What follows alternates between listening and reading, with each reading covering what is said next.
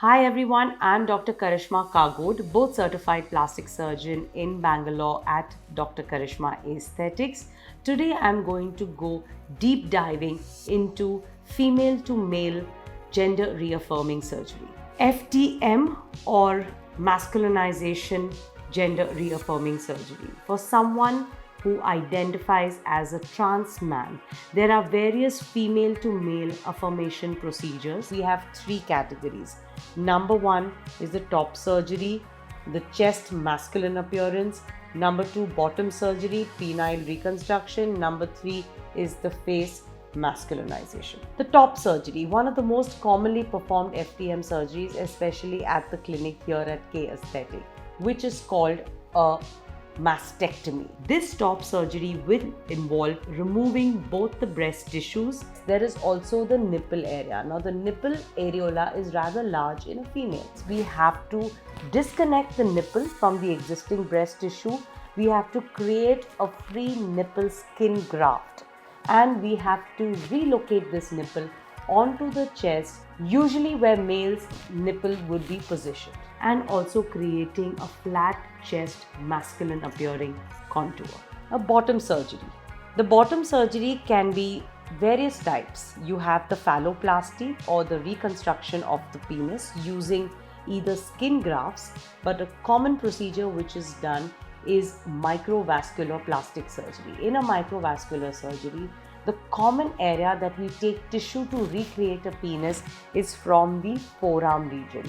So from the forearm region, with microsurgical techniques and using microscopes, we have to raise the tissues along with the blood vessels and then reconnect it to the nerves and blood vessels to create a new penis. And this is a more extensive surgery, could take about 6 to 8 hours and requires a combination of a plastic surgeon, sometimes a urologist also. In certain cases, hysterectomy and oophorectomy is also chosen by the FTM trans man person.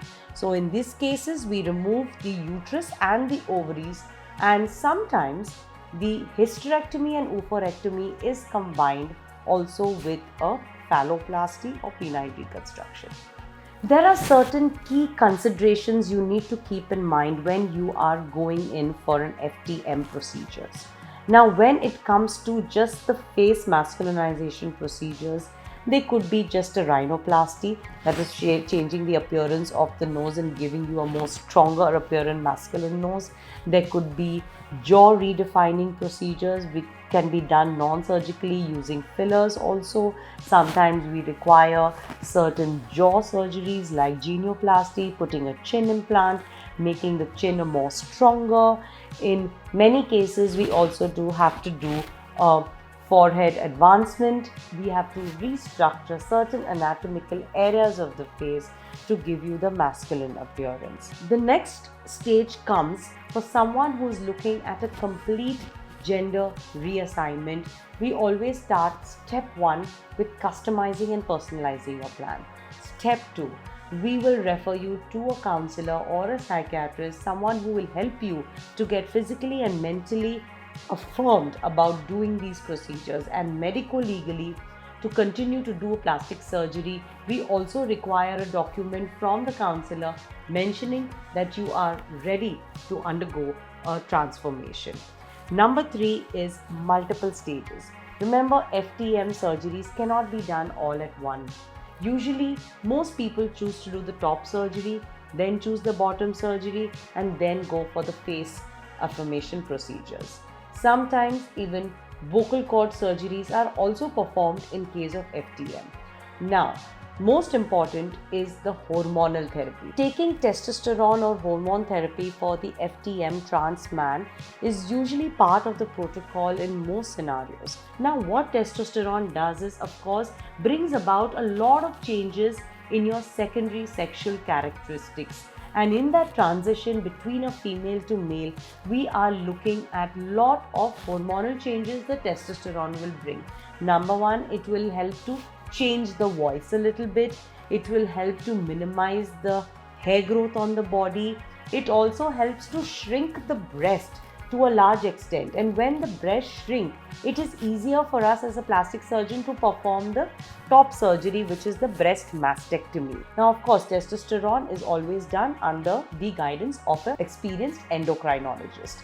Now, in case an individual does not want to undergo this entire hormone therapy, yes, I do operate on patients who have not doing hormone therapy. They believe they would have side effects or are against the hormone therapy and are only looking at certain sections of the gender reassignment, and the commonest being the top surgery. Now, the procedure that I have done today, and you're going to watch the before and after results, you are also going to see how the procedure takes place. We start by deciding the top surgery and what incisions we are going to make. The commonest surgery that I perform is a double cut or a double incision technique. So in the double incision technique, we make a cut above and below the breast, and we disconnect the nipple from the center, remove the entire breast tissue and redrape the top chest skin in order to create the flat masculine chest contour. Yes, you will have scars. The scars are running across the chest near the bottom area of your breast crease, and the scar usually goes a little bit away from the midline of the chest to the side of the chest. Now, these stitches are all within the skin. It is a straight line scar. In some scenarios, these scars can widen over a period of time due to the stretching which takes place in the chest, and there are various scar protocols which I tell my patients, and sometimes scar revisions, minor scar changes, chemical peels, lasers to soften the scars, sometimes local steroid injection to soften the scars may be needed after 3 to 6 months, depending. Each one has a very different scarring tendency. So we closely evaluate and monitor your scars.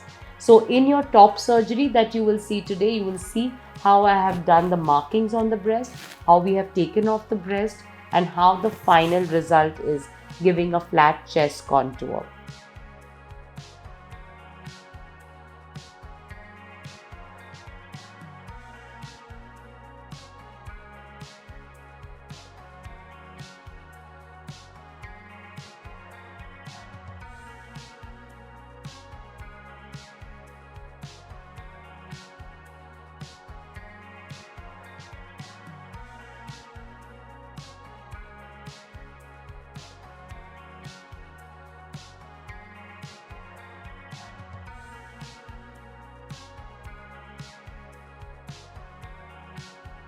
After we finish this top surgery, we wait for 4 days where we do your first dressing change.